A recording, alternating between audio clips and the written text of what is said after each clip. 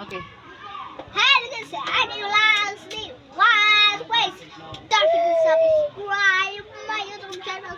Like and share. Thank you so much. And that's bye, guys. So, mag. Paano ito babasa? So, Inday, every day when she her in the school, when she break time, lunch time, she have to read 1, 2, 3, 4, 5, 6 books, and every six, each one, this one, she have to read 2 page. 2 page. So, she have 12 pages, and every after lunch she reading book. Then when she go home before take dinner, so she have to reading book also, 6 books and 6 kinds of books, and then she have to read 2 pages also. So she have 12 pages. So every day when she out in the school, she have to read 24 pages without at inside the school. And when she inside the school also, she reading book also there. I don't know how many pages she reading there. But if I'm here, I let her to every day. I let her to reading book 24 pages every day. So let's start reading this English and Bisaya and Tagalog.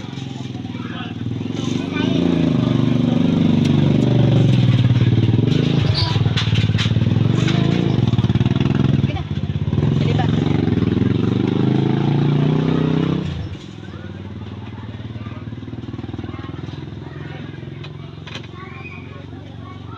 Okay. Sige na, basahin tayo yung alkansya ang ganang. Ilang mong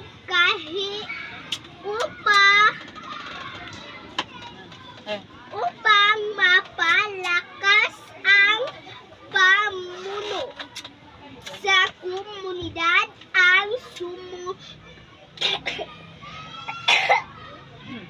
to.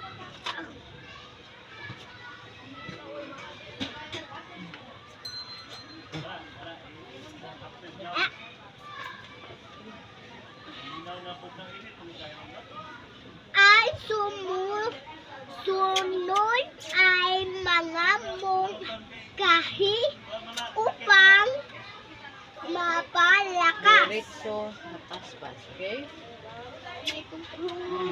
Oh, siyempre, tublok. Walang tublok. Sige.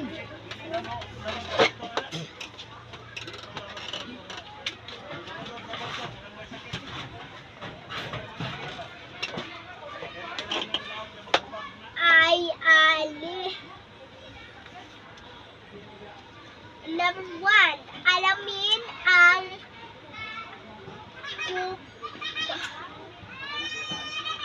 alamin ang na paraan ng pamamalakad sa isang komunidad. Dapat alamin ng mga namumuno ang mga paniniwala at pagpapahalaga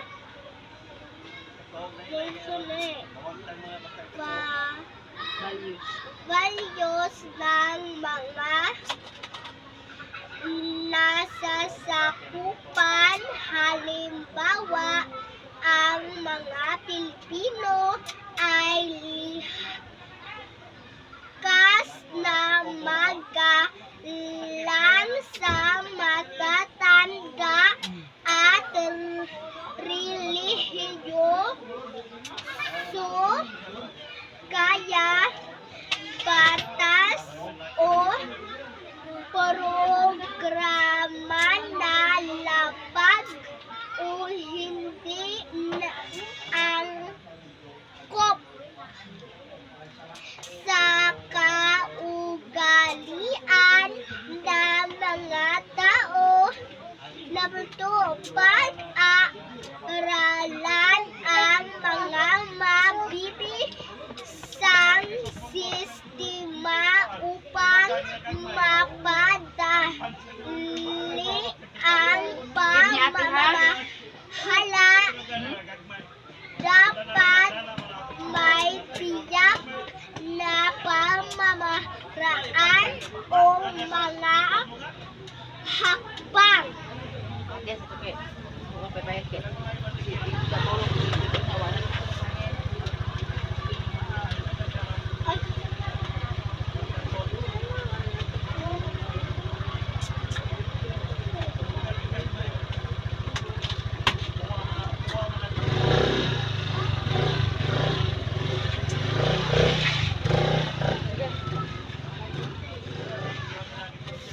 Okay, asan to? Hakbang. Hakbang. Okay. Dapat may tiyak na pamamaraan o mga hakbang sa mga dapat asikasuhin. Halimbawa, dapat na may tiyak na sistema kung paano aayusin ang hindi pagkakaunawaan ng mga tao sa komunidad. Dapat na may nakatalagang tao na nadagot sa iba't ibang bagay na dapat ayusin. Laging pag-aaralan ang mga batas. Na. Wala na sulod. Katul. Wala na sulod. Katul. Ikaw katul. Buod.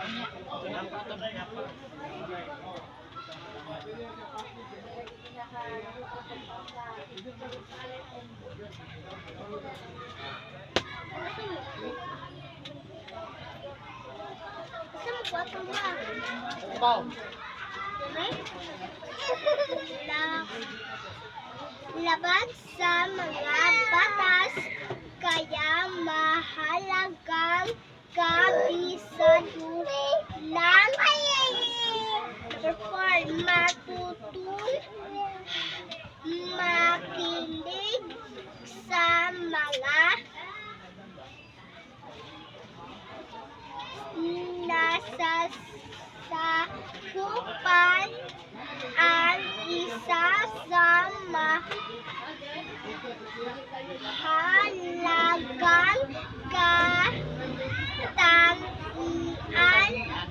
katangian ng maayos na pamumuno ay ang pag-alam sa damdamin ay at iniisip ng mga nasa sakupan mula rin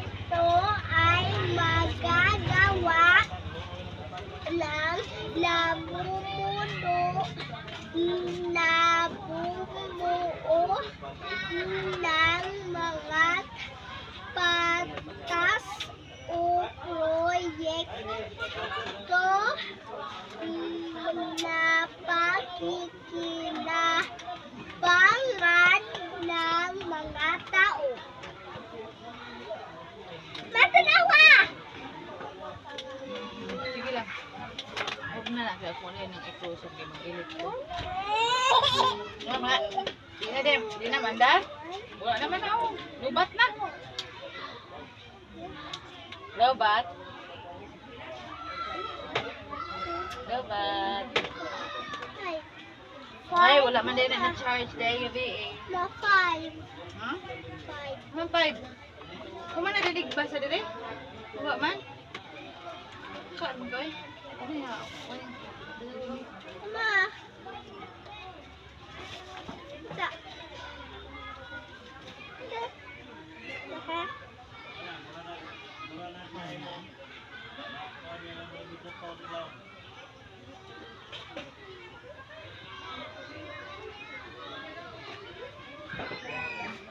Number 5. Magkaroon ng disiplina at maging huwaran. Change na. Hindi na diha. Basta na. Mahalaga na ang mga namumuno ay hindi mapipintasan kung sila ay walang disiplina at hindi mabuting halimbawa, hindi sila igagalang ng mga nasasakupan.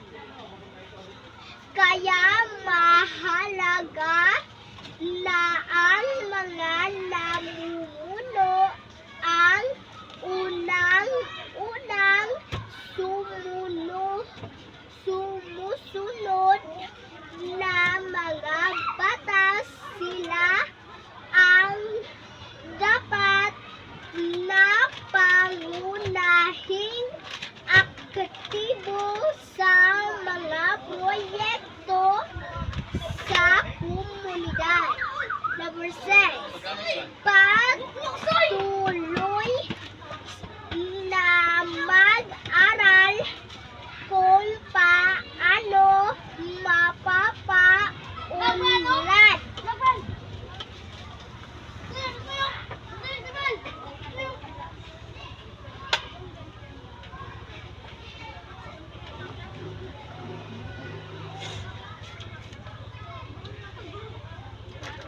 Ang pamumuno maaaring alam ng isang pinuno ang mga paraan kung paano magkakaroon ng Murul, sulod, oh. Sulod, tilo. Very good. Ay, good job. Isa. maayos. Very good. Good job. Dikis ko, dikis. Good job.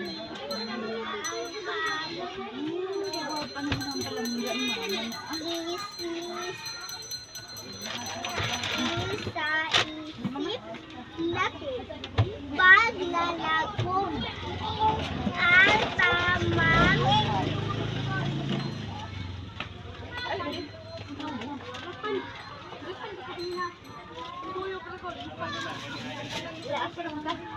Mana ka anak? pamumuno ay ang angkop na pamamahala